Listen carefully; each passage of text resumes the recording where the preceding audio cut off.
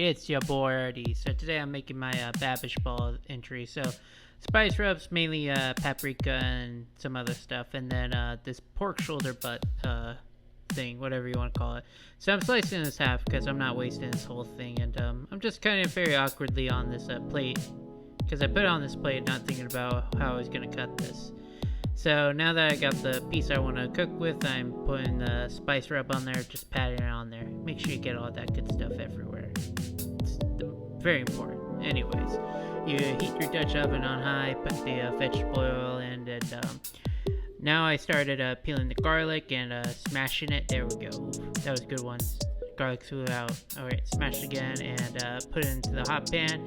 Get your tomato ready, open up your can. But then realize immediately that you've actually wanted to brown the meat, so you quickly get your garlic out and then you put it back on high and put some color on that meat, just get it seared on all the sides. And now you do the tomato sauce.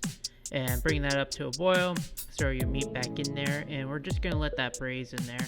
Flipping it every 30 minutes for 2.5 hours. I think that's how long it took me.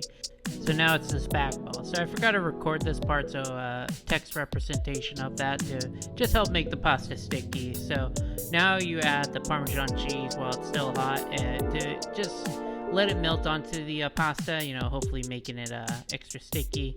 I needed even more parm, and I wanted to also incorporate breadcrumb because traditional meatballs is usually 50% meat, 50% bread, but in this case it's pasta and bread. So mixing that all in there, and I realized I needed a liquid component there, so I poured in some milk and just sloshed that around with my hands. You're really doing the proper meatball technique over here, and got it so it looked like that.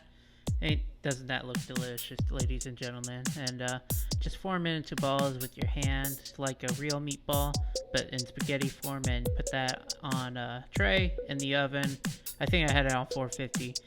And my meat at this point, or a few hours later, was really tender. As you can tell, it's practically falling off. And now you start plating. So you just break this up into strands painstakingly, just putting a lot of love into this, and you start forming your pasta plates right here.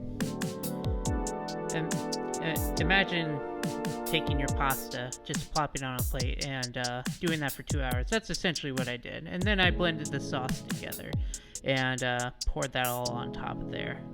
And then I put the complete Spag-balls on, sauce on top of those, and of course topped it with Parmesan cheese. I really shouldn't have wasted as much Parmesan on this as I did, but it looks pretty good. So now to have it taste tested by my wife. Here's lunch. No. So I ended up trying it myself, and I thought it was pretty good. Spag-ball wasn't my favorite, but the pulled pork was good. But I had my boy try it out just to make sure. Spag-ball is interesting. Okay. Spag-ball is nasty. The pork is pretty good. Okay. It's a Spag-ball bad. It is a ball of spaghetti, bro. Do you get that Parmesan in there at least? Oh, yeah. Yeah. No, it's more soft and mushy. I could eat this for lunch. I mean, it's not perfect, but I think I did a pretty good job. Yeah.